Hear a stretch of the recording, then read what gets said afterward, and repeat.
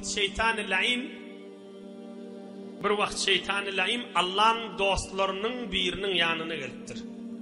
Haysi Allah'ın dostu Hazreti Gavs-ı A'zam mahbub-ı kalbim Hazreti Abdülkadir Geylani kuddise sirruh. Şeytan şom görünüp duran göğünü doldurup ey Gavs-ı A'zam deyiptir. Men Huday taraftan geldim deyiptir. Sen bir büyük pir oldun deyiptir. Kan ibadet ettin. Kan adam elinden tövbe etti. Kan adam elinden Müslüman oldu. Sen indi namaz okuyup görme deyiptir.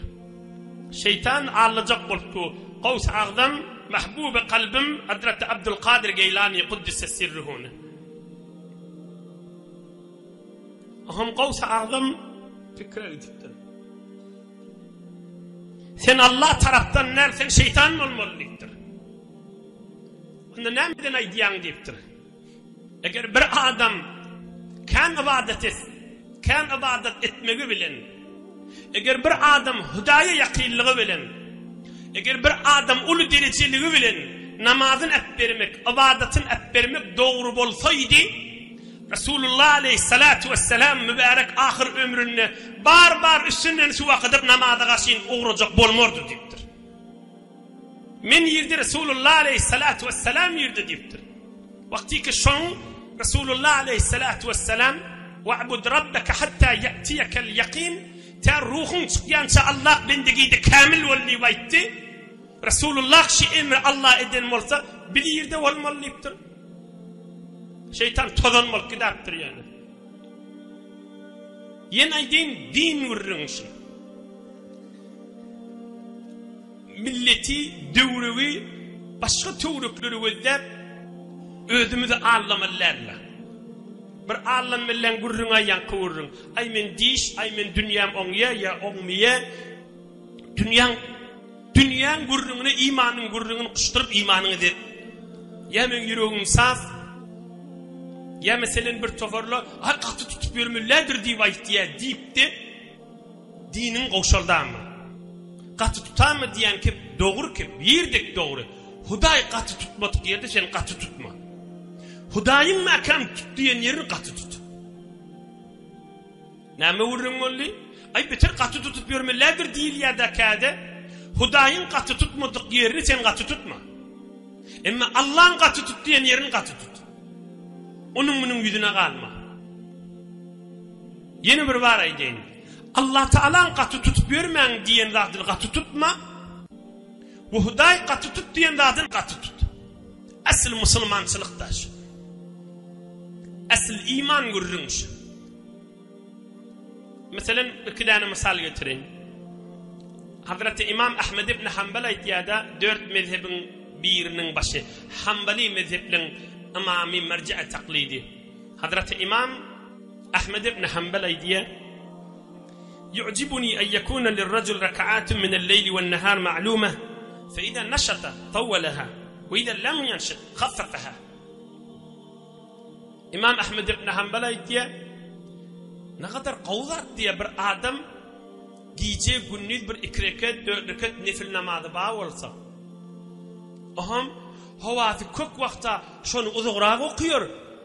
Hawasy ýok wagtynda, ýadaw wagtynda, işi kan wagtynda, yetişmeyen wagtynda yeňilje okuyur" diýipdir.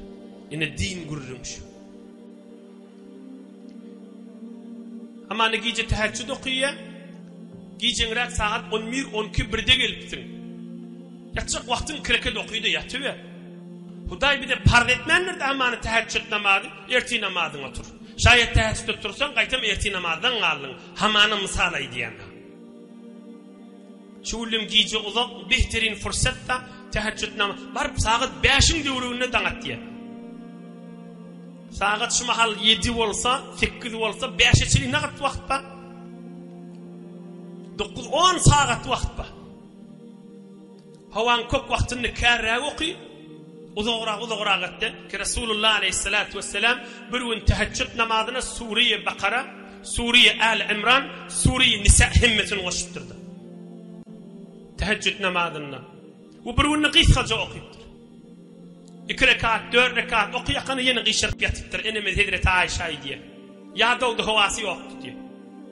Ine buna diýeli Hudaýyň gaty tutma diýen zadyny gaty tutup ýörmeliler. Hudaýyň gaty tut diýen zadyny gaty tutmak. Ya meselen fıkh Hanefi'de öz fıkhımızda. Mollaların okuyan kitabı var fıkh Hanefi'de hidaye dip. Onun aydiyar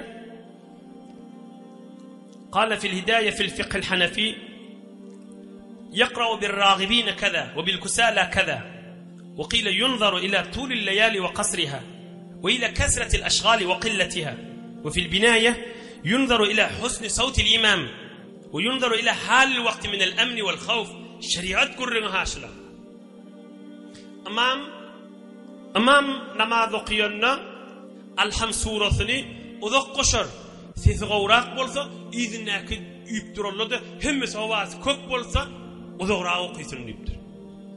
İş wagty bolsa, bazaryň içinde bolsa, her kim jemaatdan galmaýyn diýip girip üýpdirip gitjek wagty bolsa, gysgara okýasyn diýipdir.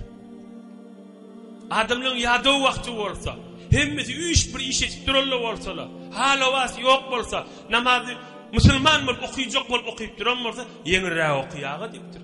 Ine din gaty tutma diýen zadyny gaty tutmasylyk, dinin gaty tut diýenler. Emme ay bu näme gerek nauzu billah, näme gerek diýip bijili ýa-da wagt okuyup ýörmediýmek, ine bir dinin barnamasyndan daşarda da. Dinin bir ýeňilden ýoly bar, şo taýyn ýeňiltmek. Dinin agyrdan mäkam diýen ýerini mäkamletmekde. Mundan aňyrda açyk misal näme bolmaly? Mundan aňyrda açyk düşündirilip aýdylyp ilgünne çy haýsy misal getirilmeli? Ama 5 wagt namazyň içinde mäkamdyr. Qadasyna da mäkam bol, 5 wagt adasyna da mäkam bol. Ya meselen ahirkıca bir kuştagadan tamam edeyin, günah etmek barada. Günah etmek barada näme çyk gaty tutup diýje, gaty tutmalydan. Adam ýalňyşar. Emma günahyny uzaklaşdyrmaz da maýdylýar da. Emma günahyny näme çyk gaty tutup ýörüp ay bitirek jawallıktır gaty tutup ýörme diýse, ol dinin tersiniň barnamasy. Delil näme? 3-4 heftemin nodal açyk geçendir. Bir günah yeni günah çekýär. O günah yeni günah çekýär. O günah yeni günah çekýär. Sen dinin ýykyp barýar. Ibadatyňa ýerip barýar. Gursagyň nuruna ýerip barýar. Soňram sen aňryk 3-4 heftemin nodal bir misalyny aýtdyk ýene aýdaýyn. Bir alim adam Imam Agdamyň zamanynda aýagyny çerme bir lokur palçygyň kenarragyndan barýanmyşda habardarrak bolup barýanmyş, onu da aýagy taýyp sürüşip lokura giripdir. Indi çykjak bolany elide watypdyr, köýnegde bulaşypdyr, bükülli tamam bolupdyr. Wesweydan bolupdyr, türkmen Wesweydan diýip diýer. Oham aýdypdyr şoň içinde ka, ey adamlar diýipdir. Ben özleň diýipdir, günäde şijirek diýipdir. Ay bir azajyk günä bolan men näme boljak diýsen, aňryk bulaşyp gidersiň, ýerek düşeniň bilmäň alarsyň diýipdir. Wesweydançylyk bolar soňram diýipdir. Yine de belli zat adam ýalňyşar, uzaklaşdyrmaz. Emma ýanky ay şu bir gedenin men näme boljak, ay bir günä näme boljak diýip oňa Allah namallarla gaty tutup ýörmeýdi. Yo men mäkam diýmeli. Allah bilen öz